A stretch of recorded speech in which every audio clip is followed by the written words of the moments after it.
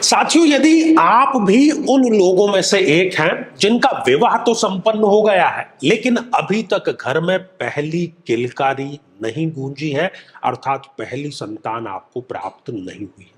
साथियों, अपनी जन्म पत्रिका अपने समक्ष रख करके, देख करके पूरे तार्किक ढंग से आप इस बात को समझ सकते हैं कि आखिर उसका कारण क्या है और पहली संतान आपको कब होती है।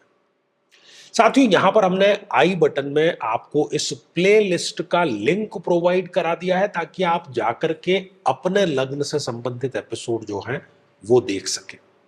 आज इस एपिसोड में हम चर्चा करेंगे कि कुंभ लग्न के जातक या जातिका अर्थात स्त्री या पुरुष दोनों पर ये बातें लागू होती है, कब उनको पहली संतान होती है।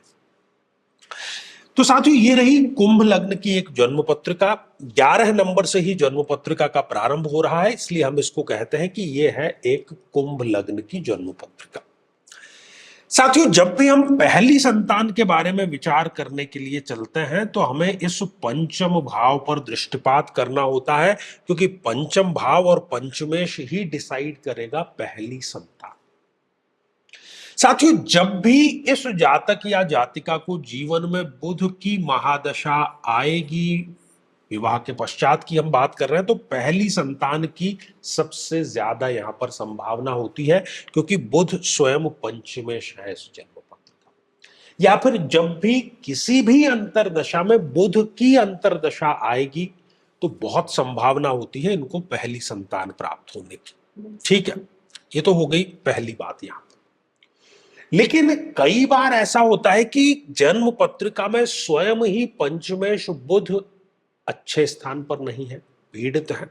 जैसे कि मान लीजिए बुध स्वयं इस छठे भाव में विराजमान हो गए, रोग के भाव में, या फिर इस मृत्यु के भाव में विराजमान हो गए, या फिर इस द्वादश भाव में विराजमान हो गए।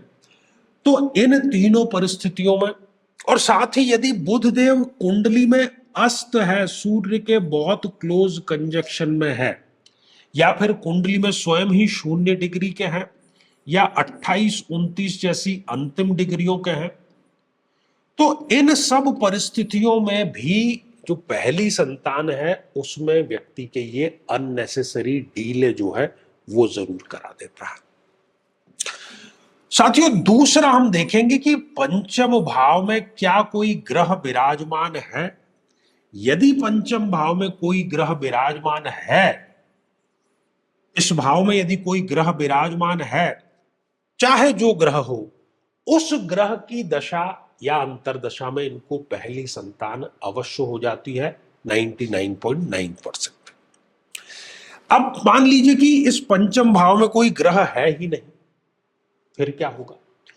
तो उस परिस्थिति में इस पंचम भाव पर जिस किसी भी ग्रह की दृष्टि पड़ रही है, उस ग्रह की महादशा, उस ग्रह की अंतरदशा में इनको पहली संतान जो है वो अवश्य प्राप्त हो जाती है। साथियों, कई बार कोई मारक ग्रह यदि पंचम भाव में आकर के विराजमान हो जाए, जैसे कि मान लीजिए चंद्रमा इस जन्म पत्रिका में एक अति मारक ग्रह है और वो पंचम भाव में यहां पर विराजमान है, तो वो प्रथम संतान की प्राप्ति में अननेसेसरी डीले कराएगा ही कराएगा। साथ ही इस व्यक्ति को घनघोर मानसिक तनाव, और यदि स्त्रियां हैं तो स्त्री जन्य रोग, हार्मोनल डिसबैलेंस, ये समस्याएं जरूर दे देगा। यदि इस जन्म पत्रिका में इसी पंचम भाव में सूर्य देव विराजमान है, सूर्य भी एक अति मारक ग्रह है। मारक ग्रह वो होता है जो हमारे लिए अच्छा कभी नहीं होता, सदैव अशुभ होता है।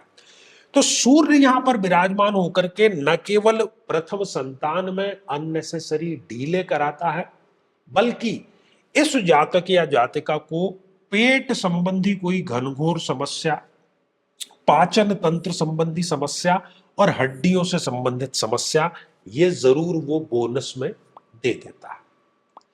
साथियों, यदि इन समस्याओं में से कोई भी आपके साथ में है, और आपको पता लग ही गया होगा क्योंकि अंतिम निर्णय तो स्वयं आपको ही करना होता है, तो जो कोई भी महादशा आपको चल रही है, उस महादशा मंत्र साधना दीक्षा को जरूर करें, क्योंकि यही एकमात्र और सही रास्ता है सही समय पर संतान प्राप्ति का। साथियों, यदि आप भी चाहते हैं कि आपकी कुंडली का सूक्ष्म और वैज्ञानिक विश्लेषण हो, तो आगामी समय में मैं स्वयं इन शहरों में उपस्थित रहूंगा। आप समय लेकर के मिल सकते हैं या फिर टेलीफोनिक या वीडियो कॉल के माध्यम से भी आप जुड़ सकते हैं। और यदि आप चाहते हैं कि आपके किसी एक प्रश्न का निःशुल्क मार्गदर्शन किया जाए, जो कि हमारे इसी चैनल पर प्रति शनिवार दोपहर 3 बजे हम खास लाइव कार्यक्रम लेकर के आते हैं, लेकिन उसमें शामिल होने के लिए आप हमारे इस वीडियो को हाइप कीजिए और उसका जो स्क्रीनशॉट है वो दिए गए व्हाट्सएप नंबर पर भेज दीजिए। तो इसी मंगल कामना के साथ में कि आप सभी स्वस्थ, समृद्ध और शांतिपूर्वक जीवन व्यतीत करें। नमस्कार। साथियों, कई वर्षों के जन्म पत्र का अध्ययन और लाखों कुंडलियों के अध्ययन के बाद हम ये कह सकते हैं कि यदि किसी की जन्म पत्रिका में शनि पीड़ित है, तो उसको इस ग्रह की महादशा में इन 9 लक्षणों का, इन 9 कष्टों का, पीड़ाओं का अवश्य सामना करना पड़ता है। व्यक्ति कर्मचारियों, खासतौर पर 4th क्लास के एम्प्लॉय से सदैव परेशान ही रहता है। अपने ही परिवार का विरोध हर बार उसको सहन करना पड़ता है। शरीर के जोड़ों में गठिया का रोग बहुत युवा अवस्था में ही घर कर जाता है। पूरी की पूरी ये दशा इनके लिए मृत्यु तुल्य कष्ट लेकर के आती है और हर एक कार्य में इनके देरी अवश्य होती है। झूठे इल्जामों का इनको सामना करना पड़ता है। बदनामी के कारण इनका कई बार घर से निकलना दूभर हो जाता है और किसी केस में तो जेल योग तक का इनके समीकरण जरूर बनता है। व्यक्ति कई बार आलस्य के चलते आवश्यक कार्य को भी टालता चला जाता है।